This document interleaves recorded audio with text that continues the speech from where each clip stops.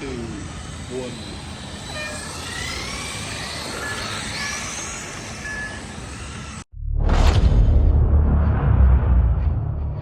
And we're back, and today we're going to do our 6,000 lap review on these cars. I say 6,000 laps because 6 weeks ago we started a racing series at our local hobby shop, and combined amongst the guys we probably have about 6,000 plus laps into these cars on that particular setup track that we have.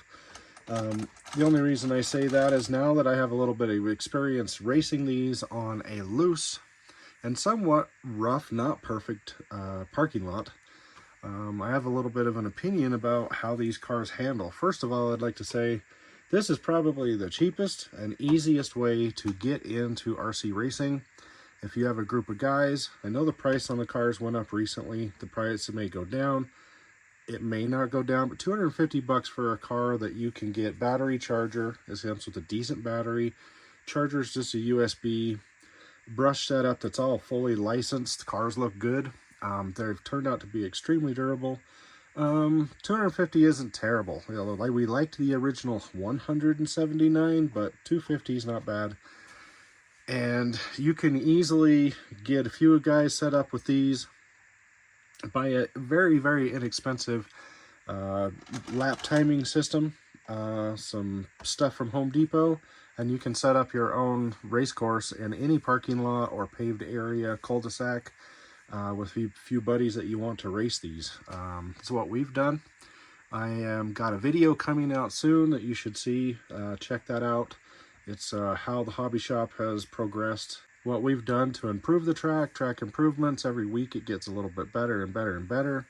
And in that video, I go over what we actually used and what I would recommend to get a cheap track setup going.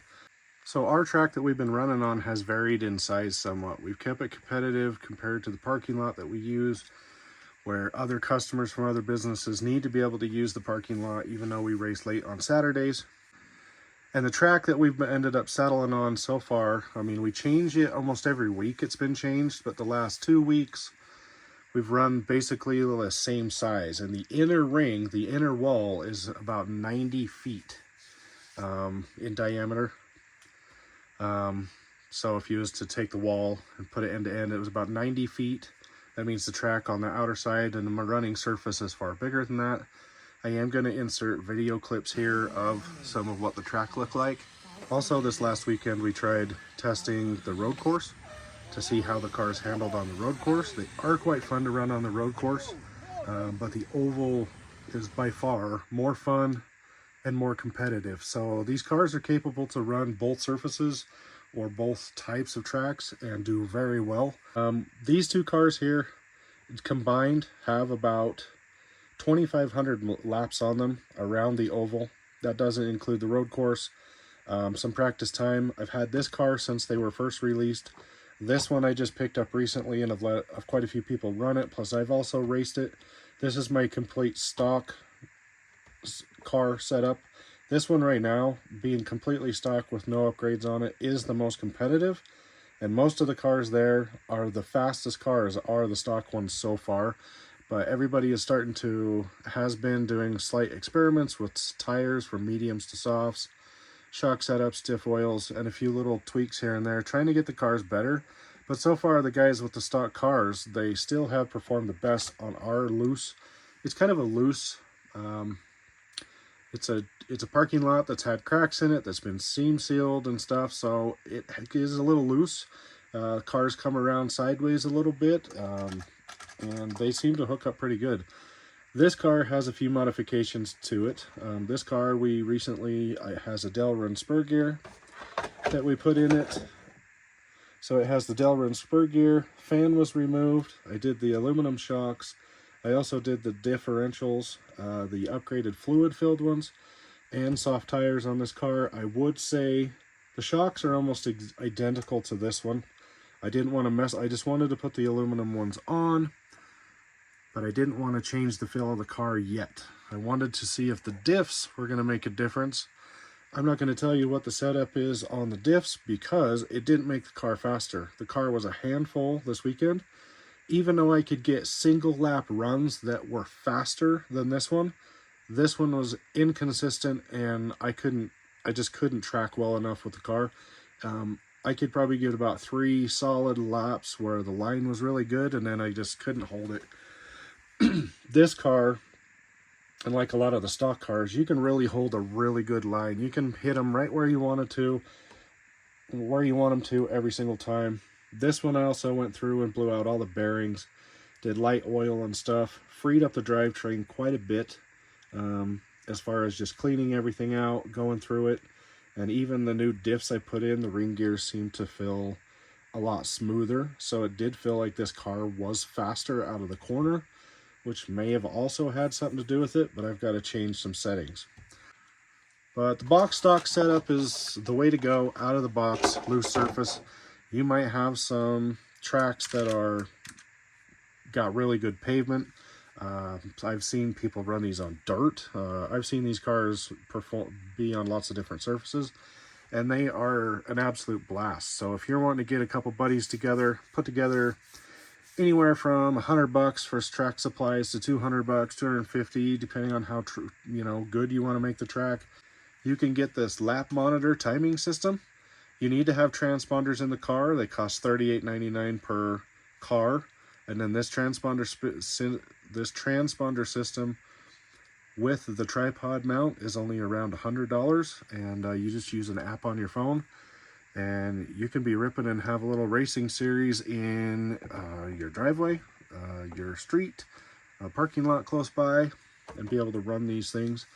I would say to get anything started racing for local club racing, this is probably the cheapest way to get into having a whole lot of fun and be able to rip around and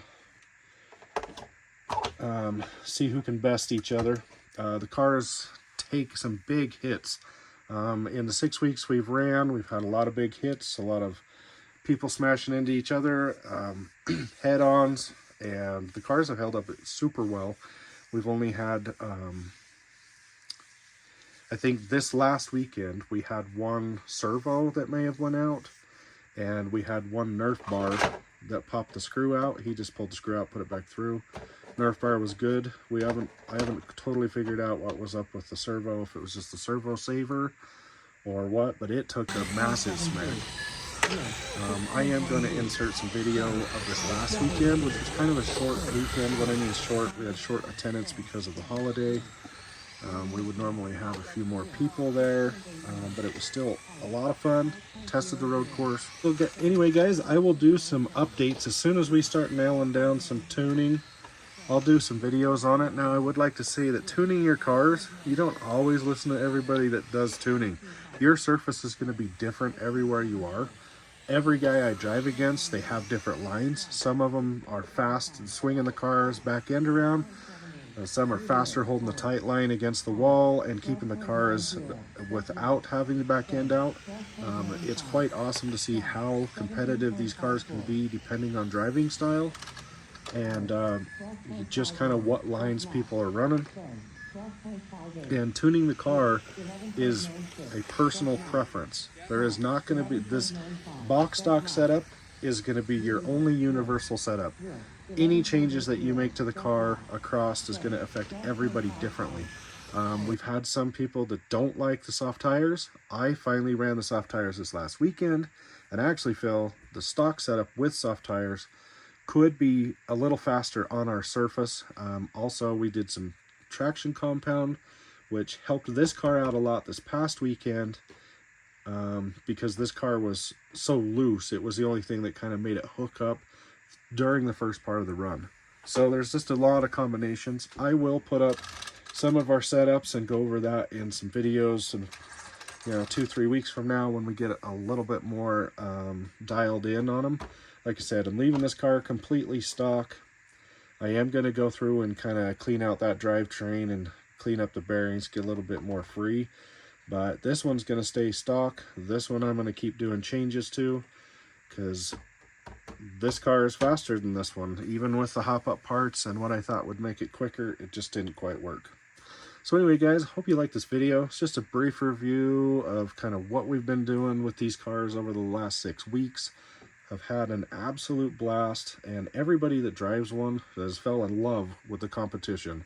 So I highly recommend getting these cars, and get a group of buddies together if you can and have a lot of fun. I will say that these cars on brushless are overpowered and almost impossible to compete unless you had a completely dedicated bank track or something that has a great surface. So brushed is the way to go. Anyway, guys, I hope you liked this video, a little bit of a review about what we think after a lot of time with these cars. Highly recommend these cars. Have no hesitation to recommend these to anybody. As long as you want to run on a road surface, they're not an off-road car. This thing is great. You can do racing, you can do on-road racing, all of the racing that you want to do. You don't have to have a timing system, but Lap Monitor does provide a very cheap, inexpensive way to do a timing system. Keeps track of all your times on your cell phone. You almost can't beat it. It's something that I didn't even know was out and has been out for a few years, and I picked one up a while back, and it is absolutely awesome. And you can use this with off-road cars, on-road cars, drones. You can do it with all kinds of stuff that you're trying to do races with. I will have links in the descriptions for the lap monitor, transponders, cars, some hop-up parts, and some of my favorite tools, etc. Any of those links that you use will help out the channel. If you do a purchase through them, I appreciate that. And I hope you guys like this video, and thanks for watching. Team Losi, blah, blah, blah, blah, blah.